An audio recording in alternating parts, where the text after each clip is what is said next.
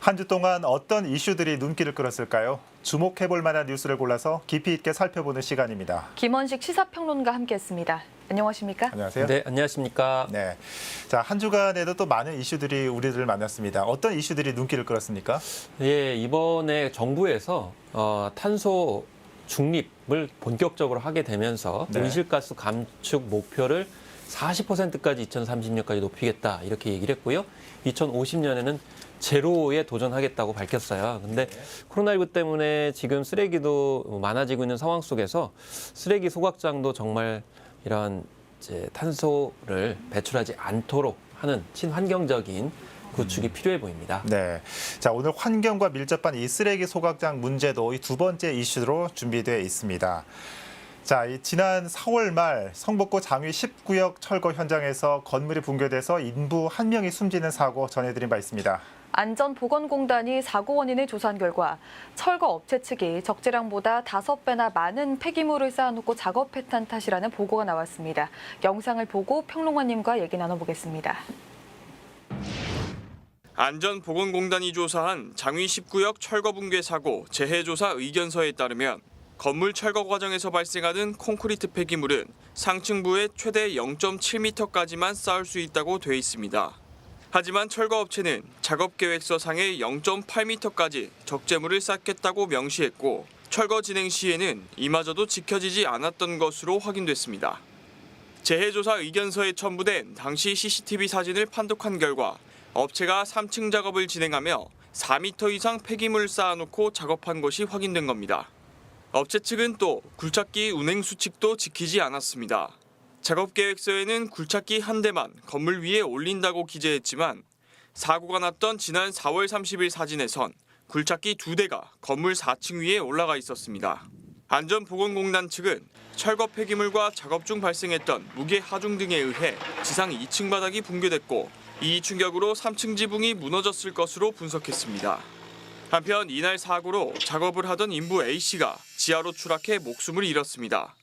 서울종암경찰서는 지난달 24일 시공사 현장 소장과 철거업체 현장 관리사, 과장 등 총 4명을 업무상 과실치사 혐의로 검찰에 불구속 송치했다고 밝혔습니다. 딜라이브 서울경기 케이블 TV 이주협입니다. 네, 예전에도 한번 짚었던 사안인데 사고 조사 결과가 나왔습니다. 이 콘크리트 폐기물을 기준치보다 5배나 높이 쌓았다는 건데요. 전형적인 인재였다는 지적이죠. 네, 그렇습니다. 이제 사건 개요를 봐야 되는데요. 이제 지상 3층에서 작업하던 인부가 지하 3층까지 떨어졌습니다. 그러면 지상 3층에서 왜 지하 3층으로 떨어졌느냐? 그것은 이제 지상 2층부터 붕괴가 시작됐기 때문입니다. 그런데 왜 붕괴됐냐면은 말씀하신 대로 계획보다 5배 이상 높이 폐기물을 쌓아뒀기 때문입니다. 그런데 이런 이제 폐기물이 쌓이게 된 것은 그만큼 상층부보다는 하층부에 공사를 할 때 위에 적폐물을 쌓아놓게 되면은 하중 압력이 있게 되면서 붕괴 위험이 높거든요. 근데 실제로 보니까 이 3층 이하 하층부에 대해서 구체적으로 어떻게 공사할 것인지에 대한 아예 계획서 자체가 없었다고 합니다. 그렇기 때문에 충격과 무게를 더 받게 되니까 밑에부터 붕괴되었고 인부가 추락하게 된 그런 상황이었던 것이죠.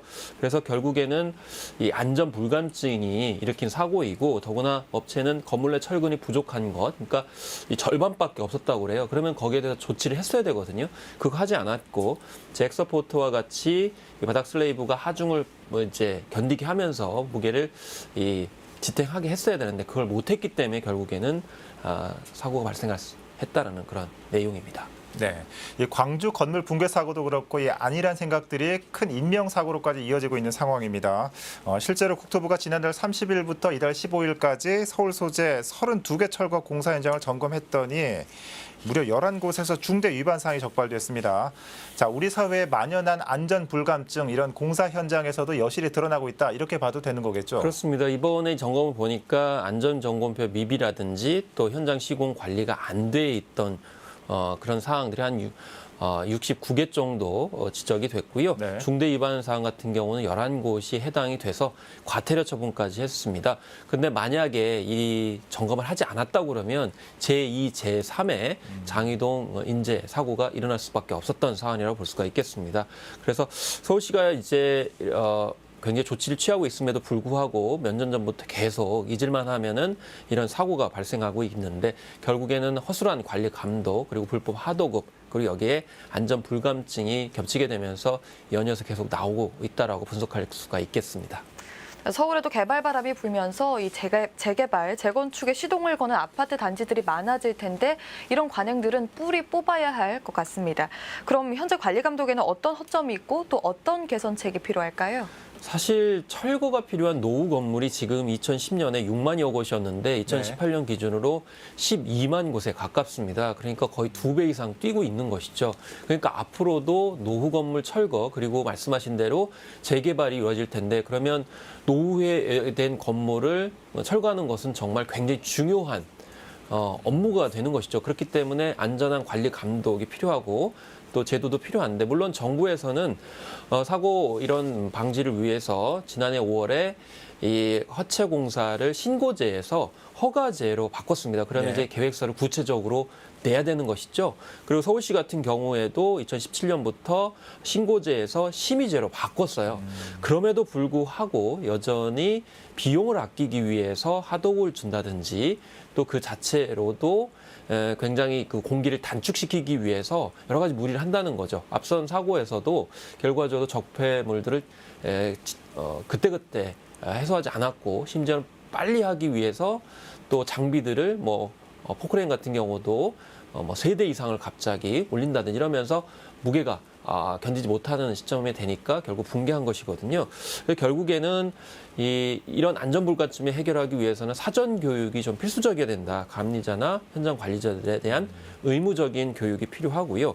그리고 붕괴 사고가 일어났을 경우에는 최소화하기 위해서 최대한 인명은 구조해야 되기 때문에 사실상 언제라도 인명사고가 일어날 수 있다는 전제 하에서 시나리오가 구축이 된다는 것이고 그다음에 그 과정에서 지금 입법도 발의되고 있는데 만약에 하자 사항이 발생하면 중간에라도 계약을 해지하도록 한다든지 그리고 불법 하도급 입장에서는 일어났을 때는 위약금을 10%에서 20%도 물게 하게 되면은 결과적으로는 좀 방지할 수 있지 않겠는가. 그리고 거꾸로 이제 처벌 위주만 있지만은 또 잘 준수했을 경우에는 인센티브를 주는 등의 선순환을 유도하는 방법들도 생각을 해봐야 되겠습니다. 네, 무엇보다 좀 안일한 생각들, 이런 안전 불감증이 자칫 커다란 인명사고를 불러일으킬 수 있다는 점 꼭 잊지 말아야 할 것 같습니다. 자, 계속해서 다음 이슈 살펴보도록 하겠습니다.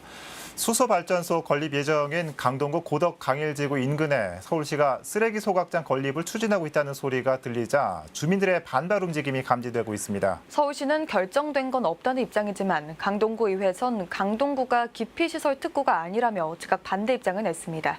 영상을 보고 얘기 나눠보겠습니다. 폐기물관리법 시행령 개정으로 2026년부터 생활 폐기물 직매립이 금지되자 서울시가 광역 소각장 건립을 위한 입지 후보 타당성 용역을 진행하고 있습니다. 용역 결과에 관심이 쏠리는 가운데 강동구 고덕 강일지구가 후보지로 선정될 거란 가능성이 제기됐습니다. 후보지로 거론된 곳은 최근 논란이 됐던 수소발전소 건립 부지 바로 옆입니다. 박원서 강동구의원은 서울시가 고덕지구에 소각장 건립을 추진하고 있다고 주장했습니다. 서울시가 18개 부지를 검토 중인데 이 가운데 강동구가 가장 적합하다는 의견이 나왔다는 겁니다. 그러면서 음식물 쓰레기 처리장부터 수소발전소까지 강동구는 기피시설 특구가 아니라며 거세게 반발하고 있습니다. 현재 서울시가 우리 고덕지구에 광역 쓰레기 소각장을 추가로 설치할 계획을 세우고 후보지 선정 용역을 진행 중입니다. 음식물 쓰레기 처리장, 재활용품 처리장, 수소발전소, 누구나 꺼려야 하는 시설들이 많이 운영되고 있습니다. 또 소각장 설치 반대 결의문을 채택하자고 제안했습니다. 황교안 의장은 심도 있게 논의하자고 화답했고 이정훈 구청장 역시 시의원과 함께 협력해 건립 문제를 해결하자고 말했습니다. 주민들은 용역 결과에 따라 집회까지 검토하고 있는 것으로 알려졌습니다. 하지만 서울시는 후보지 선정을 위해 현재 용역 중이고 결정된 건 없다는 입장입니다. 또 18개 검토 부지 이외에도 사유지까지 범위를 확대해 논의하기로 했다고 밝혔습니다. 용역 결과 발표는 정족수 미달로 현재 입지선정위원회의 논의가 중단된 상태라 당초 계획된 다음 달을 넘길 가능성이 높습니다. 딜라이브 서울 경기 케이블 TV 태윤형입니다. 네, 이 강동구 고덕강일지구에 이번에는 쓰레기 소각장 건립이 추진되고 있다 이런 소식이 들려오고 있습니다. 일단 서울시는 뭐 결정된 건 없다, 검토되고 있을 뿐이다라는 입장인데 어떻습니까? 주민들의 주장은 어떻습니까? 네, 주민들 입장에서는 그동안 보도에서도 보셨듯이 이제 전례가 있기 때문에 네. 좀 우려를 표하는 것이겠죠. 전에 음식물 쓰레기 처리장도 있었고, 그 다음에 재활용 처리장도 있는 데다가 수소 네. 발전소까지 온 데 이어서 쓰레기 소각장까지 온다 그러면 이 너무 이제 우려스럽다라고 하는 것인데요. 그래서 주민 기피 시설이 왜 강동구에만 오느냐라는 것에 대한 이제 반발 심리가 한꺼번에 이제 터져 나오는 것이고, 또 심지어는 우리가 무슨 마루타냐라고까지 네. 극단적으로 얘기를 하고 있습니다. 그래서 그동안에 이런 전적이 있기 때문이고, 또 무엇보다도 이 그동안에 사실은 좀 투명하지 않았던 거 아니냐. 원래는 강동구에다가 뭐 이런 음식물 쓰레기 처리장이라든지 또 이제 자원 재활용 처리장 같은 경우를 하면서 이 쓰레기 소각장까지 애초에 생각했던 거 아니냐. 이런 이제 우려스러운 점을 보는 거죠. 결국에는 신뢰 있는 행정에 대한 그런 아쉬움, 불안감 이런 것들을 이야기하는 것이고요. 더구나 지적하는 것이 이 강동구 같은 경우에는 교통 문제도 있는데 네. 만약에 이런 이제 시설들이 계속 오게 되면 주민들의 교통 문제도 더 악화될 수 있다. 이렇게 주장을 하고 있는 것이죠.